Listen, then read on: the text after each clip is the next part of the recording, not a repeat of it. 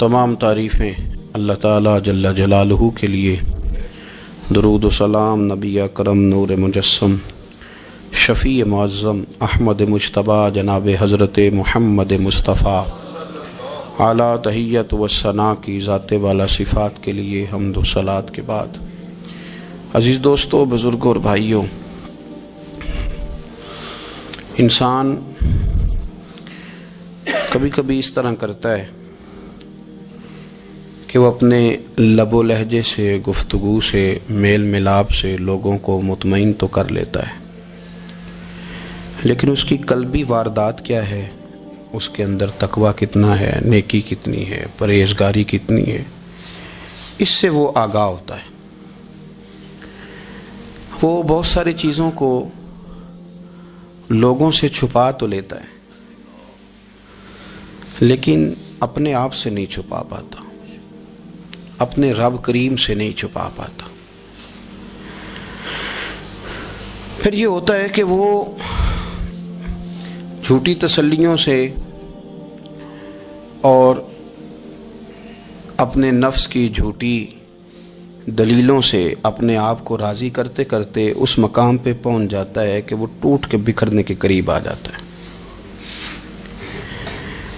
اسلام ایمان کی، عقیدے کی، روحانیت کی بات کرتا ہے، اور یہ ساری چیزیں انسان کے دل کے ساتھ تعلق رکھتی ہیں۔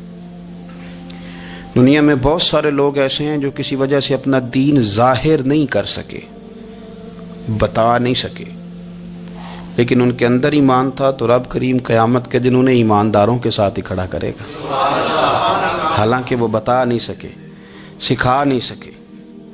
اللہ تعالیٰ انہیں ایمانداروں کے ساتھ ہی کھڑا فرمائے گا۔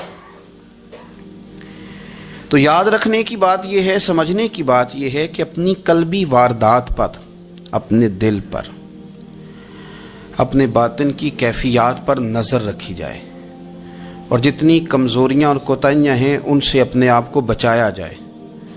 اور بہت ساری ایسی چیزیں جو نقصان کا باعث ہیں، ہم کہہ کے اپنے آپ کو مطمئن تو کر رہے ہیں، لیکن ہمارے دل کو، روح کو نقصان دے رہی ہیں، ان سے بچا جائے۔ قرآن حکیم فرقان حمید نے ارشاد فرمایا، سورہ ملک کے اندر فرمایا، وَأَسِرُّوا قَوْلَكُمْ، تم کوئی بات چھپا کے کرو، اَوْ اجْهَرُوا بِهِ، یا اعلانیہ کرو۔ اگر سمجھنے کے لیے انسان کو کوئی چیز درکار ہو نا، تو میرا خیال ہے کہ یہ آیہ کریمہ کافی ہو جائے اس کے لیے۔ فرمایا وَأَسِرُّوا قَوْلَكُمْ، تم کوئی بات بڑی چھپا کے کرو، اَوْ اجْهَرُوا بِهِ، یا اعلانیہ کرو۔ یہ سمجھ لو، اس پر غور کر لو کہ اِنَّهُ عَلِيمٌ بِذَاتِ الصُّدُورِ، رب تو دلوں کے حال جاننے والا ہے۔ تم اعلانیہ کرو یا چھپا کے کرو، وہ تو جانتا ہے۔ علیم بذات الصدور، وہ تو دلوں کے حال جاننے والا ہے۔ تم بے شک اونچا کرو، بے شک آہستہ بولو۔ آیت نازل کب ہوئی؟ شان نزول بھی بڑا انوکھا ہے۔ مشرکین مکہ رسول کریم صلی اللہ علیہ وسلم کے بارے میں معاذ اللہ باتیں کرتے تھے، تو حضور اللہ کے دیے ہوئے علم سے انہیں جان لیا کرتے تھے۔ ایک دن وہ باتیں کر رہے تھے، تو باتیں کرتے کرتے نا مشرکین مکہ نے عجیب بات کر دی، نادان تھے نا، جانتے نہیں تھے، عجیب بات کر دی، کہنے لگے آہستہ بولو، کہیں محمد صلی اللہ علیہ وسلم کا رب سن نہ لے، آہستہ بولو، اونچی بات نہ کرو، کہیں مصطفیٰ کریم علیہ السلام کا خدا سن نہ لے۔ تو اللہ نے آیت نازل کر دی، فرمایا نادانو وَأَسِرُّوا قَوْلَكُمْ اَوْ اجْهَرُوا بِهِ، آہستہ بولو یا اونچا بولو۔ اور شارحین نے، مفسرین نے لکھا ہے نہ بھی بولو، آہستہ بولو یا اونچا بولو، یا بے شک تم کوئی بات زبان سے ادا نہ بھی کرو، انہو علیم بذات الصدور، رب تو تمہارے دلوں کے حال جاننے والا ہے۔ اسے تو پتہ ہے تم نے سینے میں کیا چھپایا ہے، حسد چھپایا ہے کہ رشک چھپایا ہے، عداوت چھپائی ہے کہ محبت چھپائی ہے، اسے تو پتہ ہے، اسے خبر ہے، اس لیے کہ وہ نظر ہی تمہارے دل پہ رکھتا ہے، اسے پتہ ہے تمہارے اندر کیا ہے۔ ہم لوگوں نے نا اپنی سارے معاملات دنیا داروں سے، لوگوں سے، یاروں سے، دوستوں سے وابستہ کر لیے۔ ہمیں تعریف بھی بندوں سے چاہیے، ہمیں اچھے ہونے کا جو ڈگری ہے وہ بھی بندوں سے چاہیے. ہم بندے بڑے نیک ہیں، یہ بھی لوگ کہیں تو پھر ہم مطمئن ہیں. ہم صحیح راستے پہ چل رہے ہیں، یہ سند بھی بندوں سے چاہیے. ہر بات پر اعتماد خلق، ہر وقت لوگوں پر ہی دھیان، لوگوں پر ہی توجہ، لوگوں کے معاملات ہی ڈسکس کرنا. بھئی یہ تو تیرے ذمہ ہی نہیں. تجھے تو کہا گیا ہے کہ وَمَن يَتَوَكَّلْ عَلَى اللَّهِ، تو اپنے رب کی ذات پر بھروسہ کر، فَهُوَ حَسْبُهُ، وہ تیرے لیے دنیا میں بھی کافی ہو جائے گا، آخرت میں بھی کافی ہو جائے گا. وہ تیرے لیے کافی ہے تیرا رب رسول. تو اللہ رسول کی جانب توجہ کر. ہماری ساری معاملات بندوں کے ساتھ مطلب فلانے کو کیا مل رہا ہے، فلانا کدھر جا رہا ہے، فلانے کے پیسوں پہ میرا کتنا حق ہے، فلانا آگے نکل گیا، فلاں پیچھے رہ گیا، فلاں نے محبت سے نہیں دیکھا، فلاں نے یہ کر دیا. آپ ساتھ چھوڑیں. یہ تو ہر وقت تو ذکر آپ کو اللہ کا کرنا تھا. یا ایھا الذین آمنوا اذکروا اللہ ذکرا کثیرا وسبحوہ بکرۃ واصیلا. یہ جو آپ ہر وقت بندے کر رہے ہیں یہ تو آپ کو حکم ہی نہیں ہے. آپ نے تو ہر وقت اللہ اللہ کرنی تھی. تو جو کام کرنے کا تھا وہ چھوڑ دیا، جو نہیں کرنا چاہیے تھا اس پہ بحث شروع کر دی. پھر دل کے اندر مد و جزر خراب ہوتے ہیں، قلبی واردات بگڑ جاتی ہے، حسد پیدا ہوتا ہے، انسان کو لالچ پیدا ہوتا ہے، انسان حریص ہو جاتا ہے، انسان لوگوں سے عداوتیں پال لیتا ہے. کبھی ایسا کام نہ کرے. شہد بڑا میٹھا ہوتا ہے. عرب کے اندر ایک درخت پایا جاتا تھا، ایلوا اس کو کہتے تھے.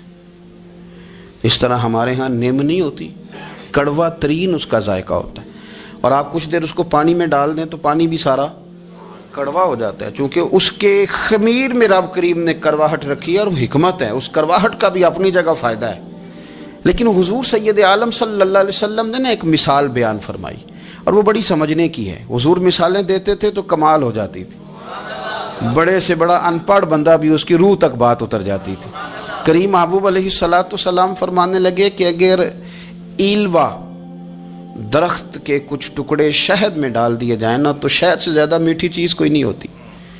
تو حضور فرماتے ہیں کہ وہ ایلوا کا درخت جو ہے وہ شہد کو بھی بگاڑ دیتا ہے، اس میں کرواہٹ پیدا کر دیتا ہے. حالانکہ وہ بڑا میٹھا تھا، اپنی جگہ اس کی مٹھاس میں کوئی کسی قسم کی کمی نہیں تھی، لیکن وہ ایلوا کے درخت نے اسے بگاڑ دیا. اللہ کے محبوب فرماتے ہیں جس طرح ایلوا کا درخت شہد کو تباہ کر دیتا ہے نا، اس طرح حسد آدمی کے ایمان کو تباہ کر دیتا ہے. ایمان بڑی میٹھی چیز ہے، بڑی حسین چیز ہے، لیکن جب حسد آ گیا نا، حسد ہے کیا؟ حسد بندوں سے نہیں ہوتا، یہ سمجھ لیں. حسد کا مطلب، حسد کی لغوی تعریف یہ ہے کہ یہ سمجھ لینا کہ یا اللہ اسے نہیں دینا چاہیے تھا، مجھے دینا چاہیے تھا. یہ تعریف ہے. تو حسد ہوتا کس سے؟ حسد دراصل بندے پہ نہیں کیا جاتا. حسد کا معنی یہ ہے کہ آپ اللہ کی تقسیم پر اعتراض کر رہے ہیں. آپ کا کہنا یہ ہے کہ یا اللہ یہ تقسیم ٹھیک نہیں ہوئی، معاذ اللہ یہ ادھر چلا گیا، یہ تو ادھر آنے والی چیز تھی.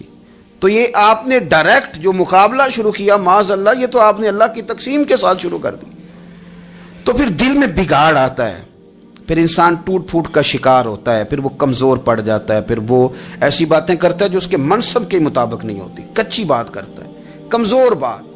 اللہ بہتر جانتے ہیں کون سی چیز اس نے کہاں رکھنی ہے. رب کی حکمت پر اور اس کی دی ہوئی توفیق پر راضی رہنا ایمان کا تقاضا ہے. لیکن ہمیں تو چاہیے تقسیم اپنی مرضی کی. ادھر کیوں چلا گیا، ادھر آنا چاہیے تھا. بھئی آپ کو یہ کس نے حق دیا ہے؟ مالک نے جو چاہا، جب چاہا، جہاں چاہا اپنے فضل سے عطا فرمایا. حسد، اور پھر اس کے اگر کوئی حسد نہیں کرتا تو لالچ شروع کر دیتا ہے. وہ کہتا ہے کہ یہ جو اس کا مال ہے اس میں میرا بھی حق تھا، یہ تو مجھے ملنا چاہیے تھا. آپ یقین کریں کہ بندے بندوں سے کم پیار کرتے ہیں، جیبوں سے زیادہ پیار کرتے ہیں. تو اس بندے کو تو کوئی نقصان نہیں جس کے ساتھ آپ نے تعلق رکھا ہوا ہے جیب کا، لیکن آپ بڑے کمزور ہو گئے. آپ جب لالچ کر لیا، نفسانیت میں آ گئے تو آپ کمزور پڑ گئے. آپ نے مطلب کیا، آپ کا کیا خیال تھا کہ رب کی بارگاہ سے کوئی کم ملنے والا تھا جو بندوں پہ اتنی توجہ کر لی؟ حضرت بہلول دانا رحمۃ اللہ علیہ نے کیا خوبصورت انداز ہے. رب کریم کے بندوں کی باتیں اللہ کے لشکروں میں سے لشکر. کیا سوچ تھی، کیا نظریہ تھا، کیوں یہ لوگ اتنے مضبوط تھے، فکری طور پر مضبوط تھے، فکری طور پر. ہارون رشید حج کر کے واپس آ رہا ہے. حضرت بہلول دانا راستے میں بیٹھے ہیں، ملاقات ہو گئی، کہنے لگا حضور کوئی حکم ہو تو بتائیے گا۔ فرمانے لگے کوئی نہیں، تو جا اپنا کام کر۔ بادشاہ ہے، یا کسی کو کارڈ مل جائے تو وہ لوگوں کو دکھاتا پھرتا ہے، وزیر صاحب نے خود دیا ہے۔ بادشاہ وقت خود کہہ رہا حضرت کوئی حکم ہو تو؟ فرمایا نہیں، اللہ خیر کرے گا۔ تو کہنے لگا حضور میں نے سنا ہے آپ مقروض ہیں، تو بتا ہی دیتے۔ تو آپ مسکرا کے فرمانے لگے تیرا کیا خیال ہے بھلا؟ کہنے لگے حضور کس بابت؟ فرمانے لگے تیرا کیا خیال ہے کہ اللہ ہارون رشید کو دے گا اور بہلول دانا کو بھول جائے گا؟ تیرا کیا خیال ہے؟ رب کریم ہارون رشید کو تو دیتا جائے گا اور بہلول دانا کو بھول جائے گا؟ بادشاہ کہتا ہے کہ میں چکرا ہی گیا کہ بھلا اس سوال کا کیا جواب ہے؟ تو میں نے کہا حضور رب تو بھولنے سے پاک ہے، وہ تو کسی کو نہیں بھولتا، اسے نہ اونگ آتی ہے نہ نیند آتی ہے۔ تو فرمانے لگے جا پھر اپنا کام کر، جب مناسب سمجھے گا تو بہلول کو بھی قرضے سے نجات عطا کاری دے گا۔ تو جا اپنی ڈیوٹی کر، وہ جب چاہے گا نا تو میرے قرضے دور۔ تو کیا سمجھتا ہے کہ تجھے یاد رکھے گا مجھے بھول جائے گا؟ یہ کیسے ہو سکتا ہے؟ او یار ادھر دیکھ میری بات سن۔ او بھائی وہ تیرا میرا رب ہے، یہ ہو سکتا ہے کہ امیروں کو دے دے اور تیرے جیسے میرے جیسے غریبوں کو وہ بھول جائے؟ یہ ہو سکتا ہے؟ تو کیوں لوگوں کی جیبوں پہ توجہ، لوگوں کی جیبوں پہ نظریں، فلانے کے پاس آ گیا تو میں رہ گیا، مطلب کس لیے؟ ہمارا رب کسی کو بھولتا نہیں ہے، کسی شخص کو وہ میرا مالک اپنے فضل سے نظر انداز نہیں کرتا، وہ سب کو نوازتا ہے، لیکن اس کی حکمت کے تقاضوں کا انتظار کرنا مسلمان کی شان ہے۔ کبھی کسی حسد میں کبھی کرنا ہو تو رشک کریں، مزہ آئے گا۔ اور یہ رشک کرنے کا رشک کا معنی کیا ہے؟ حسد کا معنی ہے یا اللہ اسے نہیں دینا چاہیے تھا، مجھے دینا چاہیے تھا، اور رشک کا معنی یا اللہ تو نے دیا ہے، کیا بات ہے، اسے دیا تو کیا بات، اگر تو نے دیا تو مالک جچا بھی ہے، اگر تو نے دیا ہے تو نظر بھی آیا ہے، اگر تو نے دیا ہے تو پھر کیا بات ہے، کمال ہو گئی، وہ نظر آ رہا ہے۔ اور یا اللہ اسے دیا ہے تو میں بھی تیرا بندہ ہوں، اسے بھی اور دے اور مجھے بھی عطا فرما۔ یہ رشک ہے، رشک کا حضور نے حکم دیا ہے، نبی پاک نے رشک کا۔ ہمارا یہ مسئلہ ہے کہ ہم جو کرنے والا کام ہے وہ نہیں کرتے، رشک کریں۔ بخاری مسلم میں حدیث ہے، نبی پاک صلی اللہ علیہ وسلم نے فرمایا 2 بندوں پر رشک کرو۔ کہو کیا بات؟ رشک کرو 2 بندوں۔ یا رسول اللہ کون کون سے؟ فرمایا ایک وہ مالدار جسے اللہ دولت دے اور وہ صبح بھی رب کے رستے میں خیرات کرے اور شام بھی رب کے رستے میں خیرات کرے، یہ قابل رشک ہے۔ کہو تیری کیا بات ہے بھائی، کیا تجھے اللہ نے نوازا ہے، اور اس پر رشک کرو کو یا اللہ اسے اور دے تاکہ یہ تیرے بندوں پہ اور اثار کرے اور تیرے بندوں پہ سخاوت کرے، اور اللہ اس کے فعل تصدق ہمیں بھی عطا فرما۔ اور حضور فرماتے ہیں ایک مالدار پر جو صبح و شام سخاوت کرے، اور ایک اس عالم پر جسے اللہ قرآن کا علم دے، وہ صبح بھی لوگوں کو قرآن مجید کے ترجمے، تفسیریں، قرآن کے درس سکھائے، اور شام بھی لوگوں کو قرآن مجید کے درس عطا فرمائے۔ اس پر رشک کرو، کہو کیا بات ہے یار تیری، تجھے اللہ نے کتنا نوازا۔ قابل رشک لوگوں پر رشک کرو، ان کی تعریف کرو، ان کے لیے اچھے کلمات ادا کرو۔ معاشرے میں حسد پرموٹ ہوا ہے، اگر کبھی رشک پرموٹ ہوتا تو عزتیں بڑھ جاتی، محبتیں بڑھ جاتی، خلوص میں اضافہ ہوتا، لوگ ایک دوسرے کے قریب آتے۔ ہم نے کسی فضیلت والے کی فضیلت کو تسلیم کرنے سے انکار کر دیا، ہم نے کسی بڑائی والے کی بڑائی کو تسلیم کرنے سے انکار کر دیا، ہم نے حسد کیا، ہم نے لالچ کیا، ہم حریص ہوئے۔ اس کا نقصان یہ ہوا کہ لوگ ایک دوسرے کے پاس رہتے ہوئے پاس نہیں رہتے، ایک دوسرے کے ساتھ وقت گزار رہے ہوتے ہیں لیکن ان کے بارے میں رویے ان کے سخت ہوتے ہیں، لب و لہجہ تلخ ہوتا ہے، جب وہ کسی کے بارے میں بے لاگ تبصرہ پوچھا جائے تو غلط باتیں کریں۔ رشک کریں، دیکھیں نا حضرت ابو بکر صدیق رضی اللہ، حضرت عمر فاروق رضی اللہ، ساری زندگی دوڑ لگی رہی۔ حضرت عمر کہتے میں نے ساری زندگی دوڑ لگائی ہے کہ ابو بکر سے آگے گزر جائیں، لیکن یہ دوڑ حسد والی نہیں، یہ رشک والی۔ فرماتے میرا دل کرتا تھا کہ میں نیکیوں میں ابو بکر سے آگے گزر جاؤں، حضور کے عشق میں ابو بکر سے آگے گزر جاؤں، نبی پاک علیہ السلام کی اولاد کی محبت میں ابو بکر سے آگے گزر جاؤں، میں خیر کے کاموں میں آگے گزروں۔ کہتے میرا ساری زندگی رشک کا رشتہ رہا، یہ رشتہ شاندار ہے، اس پر عمل کریں، اس پر توجہ کریں۔ بجائے اس کے کہ یہ کہنا کہ استاد جی کا فلانے سے زیادہ پیار ہے، پیار کی وجوہات تلاش کر. مرشد فلانے پہ نظر رکھتے ہیں تو میرے بھائی وہ نوٹوں کی وجہ سے نظر نہیں رکھتے، تو وجہ تو تلاش کرنا، وجہ کیا ہے. تو اپنے آپ کو اس طرح کا بنا، تو اس طرح کی کیفیات پیدا کر اپنے اندر. ہم کیا کرتے ہیں کہ رشک کرنے کی بجائے حسد کرتے ہیں. حسد نہیں کریں، اپنے آپ کو سنواریں، وہ رشک کی وجہ سے آپ سنوار سکتے ہیں. نبی پاک علیہ السلام کی پیاری زوجہ ام المومنین سیدہ عائشہ صدیقہ، بڑی شان ہے اس خاتون کی، بڑی عظمت ہے ان راہوں کے صدقے جن رستوں سے سیدہ پاک کی سواریاں گزرا کرتی. کیا درجہ اللہ نے دیا ہے سیدہ عائشہ صدیقہ کو. کہتی ہیں حضور کا وصال میری گود میں ہوا ہے. اور مولا علی شیر خدا فرماتے ہیں میں نے حضور کو سب سے زیادہ عائشہ صدیقہ سے پیار کرتے ہوئے دیکھا. اور عائشہ صدیقہ رضی اللہ تعالیٰ عنہ فرماتی ہیں میں نے حضور کو سب سے زیادہ فاطمہ الزہرا سے پیار کرتے دیکھا. یہ الگ ماحول ہے ان کا آپس میں. تو حضرت عائشہ صدیقہ اتنا بڑا مقام، لیکن وہ فرماتی ہیں میں نے ساری زندگی سیدہ خدیجۃ الکبریٰ پہ رشک کیا. میں نے کہا کیا بات تھی اس خاتون کی جو وصال کر گئیں، لیکن شاید کو دن خالی جاتا ہو کہ مدینے والے ان کی وفاؤں کا ذکر نہ کرتے. شاید کوئی خالی دن جاتا. کہتی ہے میں نے اتنا قابل رشک ماحول نہیں دیکھا. ایک دن حضور گھر میں گوشت لائے اور مجھ سے فرمایا عائشہ گوشت پکاؤ. تو میں اسے صاف کرنے لگی تو حضور فرمانے لگے شوربہ ذرا زیادہ کرنا.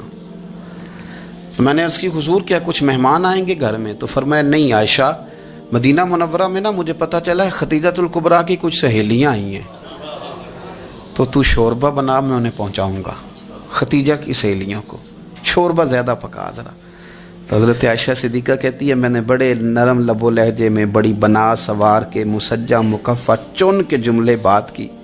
میں نے عرض کی حضور سنا ہے وہ آپ سے 15 سال عمر میں بڑی تھی، نکاح بھی پہلے ہو چکا تھا، اور بتاتے ہیں لوگ کہ بظاہر کوئی حسن و جمال بھی اس ماحول کا نہیں تھا. حضور اللہ نے آپ کو جوان اور خوبصورت بیویاں دی ہیں، پر میں جب بھی سنتی ہوں جناب خدیجہ کا ذکر ہی سنتی ہوں. میں نے رشک کے انداز میں کہا. کہتی میں بات کہہ کے خاموش ہو گئی، اور جب میں نے نظر اٹھا کے دیکھا تو حضور کی آنکھوں میں آنسو. نبی پاک صلی اللہ علیہ وسلم کا یہ انداز دیکھا تو میں نے کہا حضور میں رب رسول کی بارگاہ میں توبہ کرتی ہوں، اب تو رو دیے. تو حضور فرمانے لگے عائشہ یہاں جو بھی آیا ہے نا وہ سکھوں اور آسانیوں کے دنوں میں آیا ہے، اور خدیجہ میری ان دنوں کی ساتھی تھی جو میرے تکلیف کے دن تھے، میری آزمائشوں کی، میری پریشانیوں کی میری ساتھی تھی. جب لوگ مجھے تکلیف دیتے تھے میں گھر جاتا تھا تو مجھے کہتی تھی حضور آپ تو صلہ رحمی کرتے ہیں، غریبوں کا بوجھ اٹھاتے ہیں، آپ تو لوگوں کے ساتھ محبت سے پیش آتے ہیں، حضور آپ پریشان نہ ہو، آپ کا رب آپ کو ہمیشہ عزت ہی عطا فرمائے گا. فرمایا وہ میری تکلیفوں کی اسے کیسے. میرے بھائی رشک کیا لوگوں نے ایک دوسرے پر، حسد نہیں کیا. ہم تو نا جی اپنی مرضی کے فیصلے کرتے کرتے پیچھے رہ گئے. ہم نے لوگوں کو پیچھے کرنے کا سوچا تھا لیکن ہم سب سے پیچھے رہ گئے. ہم نے سیاست اور سازش کی تھی کہ کچھ لوگوں کے دلوں پہ پیر رکھ کے میں اپنا قد اونچا کروں گا، کچھ کے سینوں پہ پیر رکھ کے، لیکن ایسا نہیں ہوتا. یہ ہوتا نہیں. آپ کسی کی جگہ نہیں لے سکتے اس لیے کہ رب نے سب کی جگہ اپنی اپنی بنائی ہوئی، سب کی جگہ. ہاں ایسا ضرور ہوتا ہے کہ کئی دفعہ نا ہم اپنے مقام کو گرا لیتے ہیں. وہ کسی نے کہا تھا کہ ایسا نہیں کہ تیری جگہ کوئی اور آ گیا، لیکن تیرا مقام بھی اب تیرا نہیں رہا. ہوتا یہ ہے کہ ہم نہ گرا لیتے ہیں اپنے آپ کو. اگر ہم رشک کا ماحول پیدا کریں، رشک کا، اور ہم کہیں کہ کیا بات ہے میں بھی سفر کروں گا، اس جانب جاؤں گا، بجائے یہ کہنا کہ فلاں آدمی بڑا آگے نکل گیا ہے، یہ کر کے نکل گیا ہے، وہ کر کے نکل گیا ہے، یہ کہنا کہ یار میں بھی رب کریم کی اس مدد کو تلاش کرتا ہوں جس کی برکت سے اللہ نے اس پر فضل فرمایا ہے. امام غزالی فرماتے ہیں 3 لوگوں میں حسد زیادہ ہوتا ہے، بغض زیادہ پیدا کر لیتے ہیں. اب چونکہ مضمون ہے تو ساری بات کھول کے ہی کرنی پڑے گی نا. فرماتے ہیں 3 لوگوں میں حسد، بڑے عہدے والوں میں حسد زیادہ ہوتا ہے. یعنی صوبائی وزیر کہتا ہے کہ حق میرا ویسے وفاقی وزیر کا تھا، اور وفاقی وزیر کہتا ہے کہ جتنا میرا تجربہ ہے نا مجھے بنایا وزیر اعظم ہی جاتا تو بات ٹھیک تھی. حسد زیادہ، بڑے عہدے والوں میں حسد. اور امام غزالی فرماتے ہیں مالداروں میں حسد زیادہ ہوتا ہے. غریب نے غریب سے کیا جلنا ہے؟ جلنے کو شے ہی کوئی نہیں، کس سے جلیں گے؟ تو غریب تو بیچارہ 4 روٹیاں ہوتی ہیں تو کہتا ہے چلو ٹھیک ہے آ جاؤ، دونوں مل کے بیٹھ جاتے ہیں۔ غریبوں کے دوست بھی غریب، امیر حسد کرتے ہیں، وہ سودے پہ سودا کرتے ہیں، وہ ایک دوسرے کی کمزوریاں بیان کرتے ہیں۔ میں نے گاہکوں کو نفع لیتے دیکھا ہے، فلانے سے مال لیتے تھے جی، اس نے بڑا تنگ کیا تو کہتا ہے اسی طرح کا تو مجھ سے خریدا کر۔ لوگ استعمال کر جاتے ہیں، وجہ بیچ میں کیا ہوتی ہے؟ حسد، عداوت، خرابی ہوتی۔ اور تیسری بات امام غزالی نے شاید میرے لیے کہی ہے، امام غزالی فرماتے ہیں علماء میں حسد بڑا ہوتا ہے، عہدیداروں میں، مالداروں میں اور علم والے لوگوں میں۔ وہ بھی اللہ کی تقسیم پر راضی نہیں ہوتے، چونکہ وہ سمجھتے ہیں مجھے یہ لفظ آتے ہیں، میری قابلیت زیادہ ہے، میں زیادہ پڑھا لکھا ہوں تو یہ منصب بھی میرا تھا، یہ کام بھی میرا تھا، یہ بھی میرے پاس ہونی چاہیے۔ ایسا نہیں ہوتا، یہ تو رب کریم کی عطا ہے۔ میں کئی دفعہ کہہ چکا ہوں کہ کام لینے پہ آئے تو میرے جیسے بیکار آدمی سے کام لے لے، یہ اس کی عطا ہے۔ اب ہمیں کرنا کیا ہے؟ ہمیں اس کی تقسیم پر راضی رہنا ہے، اس کی تقسیم پر قربان جائیں۔ رسول پاک علیہ السلام سے صحابی نے پوچھا حضور عزت کیا ہے؟ فرمایا جو رب نے تجھے دیا اس پہ راضی ہو جا، اللہ عزت عطا کر دے گا۔ قناعت کر، جو اللہ نے تجھے دیا اس پر قناعت کر، اللہ تجھے عزت دے دے گا۔ حضور ذلت کیا ہے؟ فرمایا لوگوں سے لالچ نہ رکھنا، تو ذلیل ہو جائے گا، لالچ نہ کر۔ تیزی کے ساتھ پروموٹ ہوتی ہیں چیزیں، ہمیں سازش کرنی آتی ہے، ہمارا خیال ہوتا ہے کہ میں نے دوسروں کے پیسوں پہ کاروبار کرنا ہے، ہمارا خیال ہوتا ہے کہ پالٹی ڈال کے روٹی کھانی ہے، ہمارا خیال ہوتا ہے کہ کسی بندے کو کس طرح استعمال کرنا ہے۔ یاد رکھ لینا، کبھی بات نہ بھولنا، جو لوگوں کو استعمال کرنا چاہتا ہے وہ ساری زندگی استعمال ہوتا رہتا ہے۔ جو کسی شخص کو کسی مقام پر رسوا کرنا چاہتا ہے اپنی عزت بچا نہیں پاتا۔ جو آدمی لوگوں کو حقیر جانتا ہے اللہ اسے کبھی عزتیں عطا نہیں کرتا، وہ گڑھوں کے اندر گرتا چلا جاتا ہے۔ یاد رکھیں جو عزتیں دینی شروع کر دے رب اسے باعزت بنا دیتا ہے، جو پیار کرنا شروع کر دے معاشرے میں لوگ اس سے پیار کرنے لگ جاتے۔ جو کسی دیکھیں اگر ہم وہاں سے مانگے جہاں سے سب کو ملتا ہے تو پھر بندوں پر اتنی نظر رکھنے کی ضرورت باقی رہتی نہیں ہے۔ ادھر دیکھیں رشک کریں گے تو لالچ سے بھی بچیں گے، حسد سے بھی بچیں گے۔ بخاری مسلم میں حدیث ہے، حضرت ابو ہریرہ رضی اللہ تعالیٰ عنہ کہتے ہیں ہم حضور کی بارگاہ میں حاضر تھے تو کچھ غریب لوگ حاضر ہوئے، غربا۔ انہوں نے عرض کی یا رسول اللہ صلی اللہ علیہ وسلم ایک گزارش کرنے آئے۔ حضور نے فرمایا کہو۔ کہ یا رسول اللہ امیر تو ہم سے آگے نکل گئے۔ حضور نے فرمایا کس بات میں؟ عرض کی حضور نمازوں میں نہیں ہم گزرنے دیتے، اتنے نفل وہ پڑھتے ہیں اتنے ہم بھی پڑھ لیں گے۔ صحیح بتانا صحیح، آج کل یہ نمازوں کا مقابلہ بھی ہے کہ نفل میں نے زیادہ پڑھنے، عبادت میں نے۔ ہمارے صاحب رحمۃ اللہ علیہ فرمایا کرتے تھے آستانوں پہ گدی نشینوں کا تو رولا ہوتا ہے، اللہ اللہ کرنے کا رولا نہیں ہوتا۔ یہ تو شور ہوتا ہے کہ سجادہ میں ہوں سجادہ، اور سب نے کوئی نہ کوئی کہانی سنائی ہوتی، کہتے نہیں ابا جی مجھے کہہ گئے تھے کان میں، دوسرا کہتا نہیں مجھے لکھ کے دے گئے تھے، تیسرا کہتا تمہیں تو پتہ ہی نہیں، تم تھے ہی نہیں، عمرے پہ تو میرے ساتھ گئے تھے، جو میرے ساتھ ان کا معاہدہ ہوا وہ خانہ کعبہ میں ہوا ہے، لہذا میرا پہلا نمبر ہے۔ سب کے پاس کوئی نہ کوئی معاملہ ہوتا ہے، یہ سارے کام کوئی ضروری نہیں۔ ضروری کیا ہے کہ وہ جو کہتے تھے کرو، جس نے سب سے زیادہ کر کے دکھایا وہ زیادہ جانشین ہے، وہ زیادہ جانشین ہے جس نے زیادہ کر کے دکھایا۔ معاملہ تو یہ ہے کہ اس رستے پہ کس نے چلنا ہے۔ لوگ تو سجادہ نشینی سے بھاگا کرتے تھے، بھاگتے تھے۔ حضرت ابو بکر صدیق رضی اللہ تعالیٰ عنہ کا وصال ظاہری ہوا تو حضرت عمر خلیفہ بنے، تیسرا دن تک خلیفہ بنے ہوئے، 2-3 چھوٹی بچیاں آ گئیں، چاچا جان آپ خلیفہ بنے؟ فرمایا ہاں۔ چلو پھر عصر کے بعد ابو بکر ہمارے گھر جاتے تھے۔ فرمایا پتر تمہارے گھر کیا ہے؟ کہنے لگی ہم یتیم ہیں، ہمارا بھائی کوئی نہیں۔ ابو بکر روز عصر کے بعد آتے تھے، ہماری بکریوں کا دودھ دھو کے ہمیں دے جاتے تھے، کچھ بیچ کے گزارا کر لیتی تھیں، کچھ پی لیتی تھیں۔ چچا 3 دن ہو گئے، میری اماں بھی روتی ہے، بہنیں بھی روتی ہیں، آپ چلیں گے؟ تو جناب سیدنا عمر فاروق کہتے ہیں میں نے دستار سر پہ رکھی اور پٹکا میں نے اپنے کندھے پہ رکھا، بیٹیاں آگے میں پیچھے روتے جا رہے۔ ایک صحابی نے پوچھا عمر کیوں رو رہے ہو؟ کہنے لگے یار یہ ابو بکر کتنا مشکل رستہ دے کے گیا، کتنا مشکل رستہ ہے اس کے طریقے پہ چلنا۔ یہ لوگ تو سجادہ نشینی اتنا کٹھن کام تھا، لوگ بھاگا کرتے تھے۔ شوق آ گیا، اب रसूल करीम अलैहिस्सलाम के हुजूर नाज हाजिर हो के अर्ज की, हुजूर अमीर आगे गुजर गए, नमाजों में नहीं हम गुजरने देते, हम उनसे ज्यादा पढ़ेंगे, नफलों में नहीं गुजरने देते, ज्यादा पढ़ेंगे। या रसूल अल्लाह सल्लल्लाहु ताला अलैहि वसल्लम, हम उन्हें ना तिलावत कुरान पाक में नहीं आगे गुजरने देंगे, वो हम ज्यादा पढ़ेंगे। लेकिन हुजूर वो मालदार हैं, गुलाम आजाद करते हैं, सदकात करते हैं, खैरा, उसका हम क्या करें? हजरत सैयदना अबू हुरैरा फरमाते हैं कि जवाब तो हुजूर ने बाद में देना था, पर जब उनका सवाल खत्म हुआ तो मैंने हुजूर का चेहरा नूर देखा, तो रसूल पाक का चेहरा खुशी से खिलता हुआ मुझे नजर आया।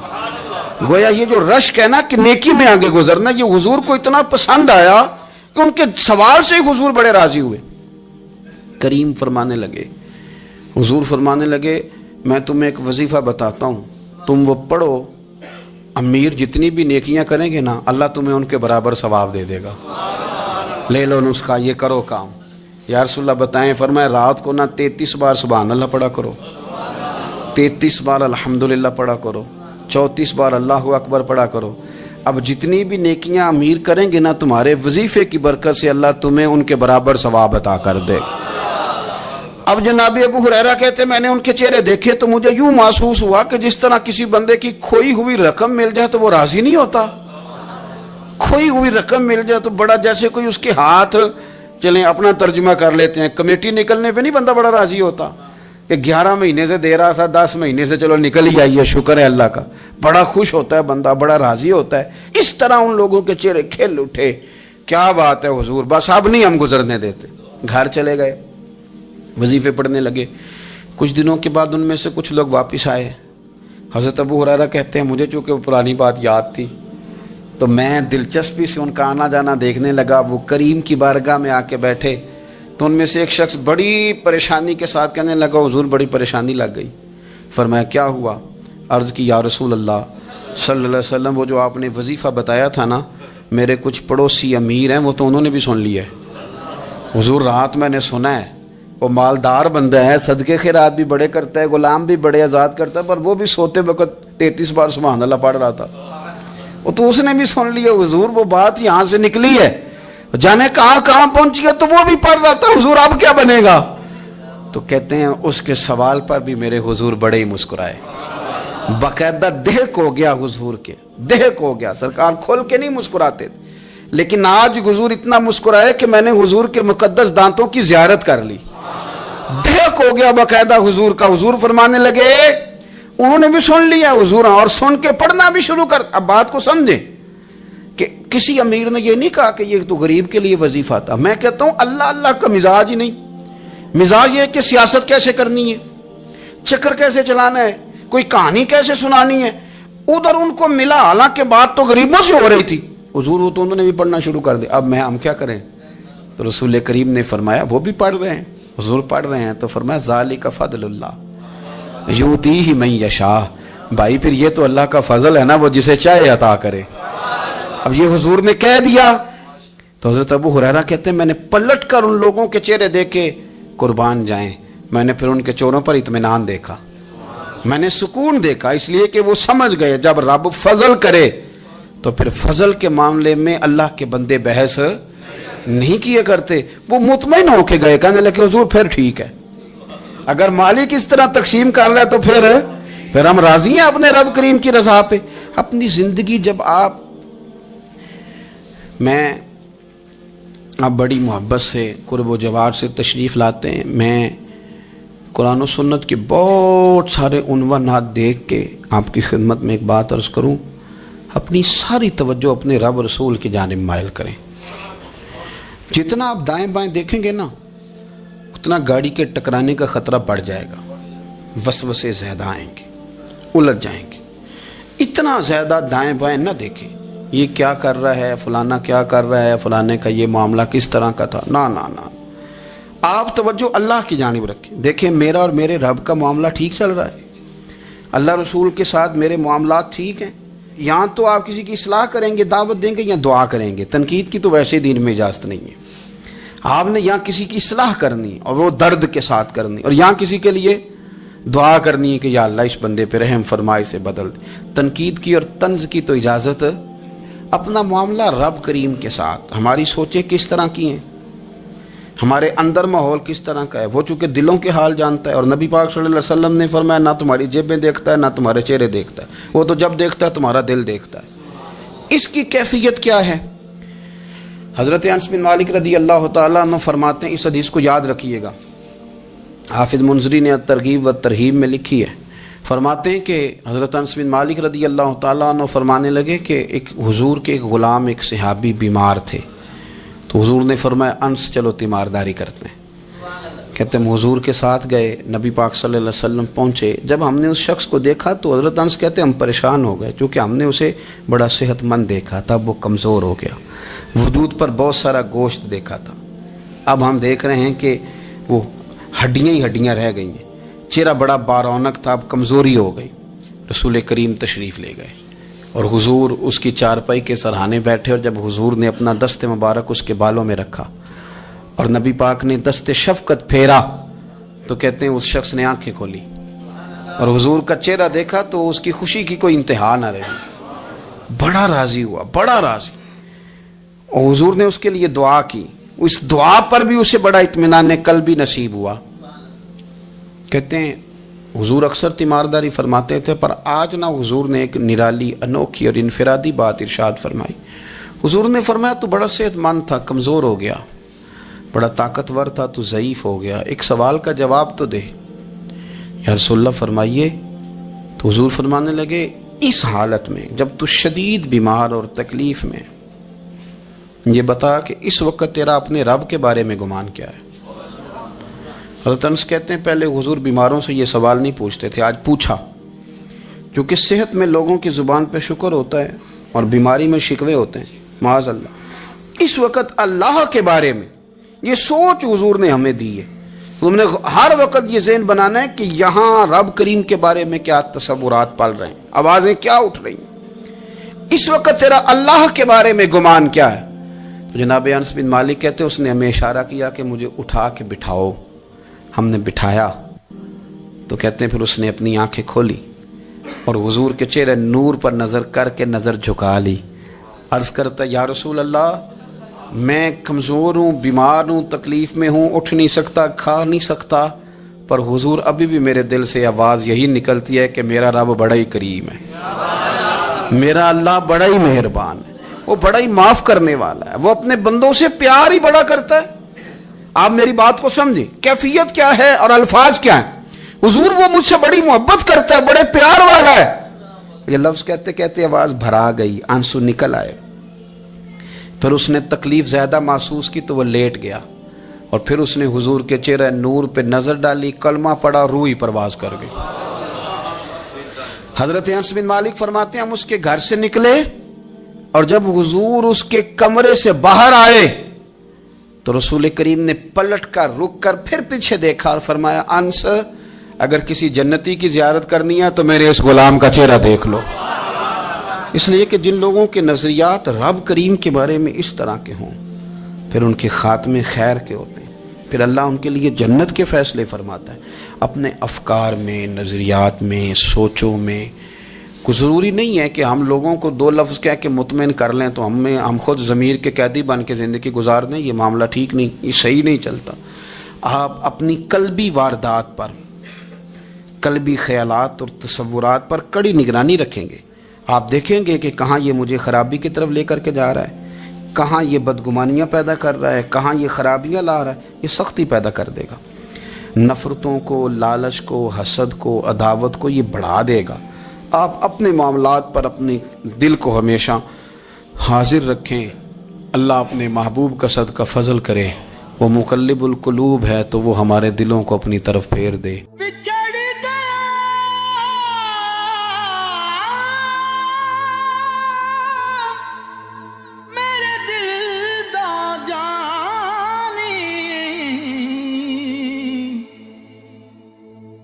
میں ککھوں وانگر رل گئی، پھلاں نال نازک جندڑی میری وچ کنڈیاں دے رل گئی.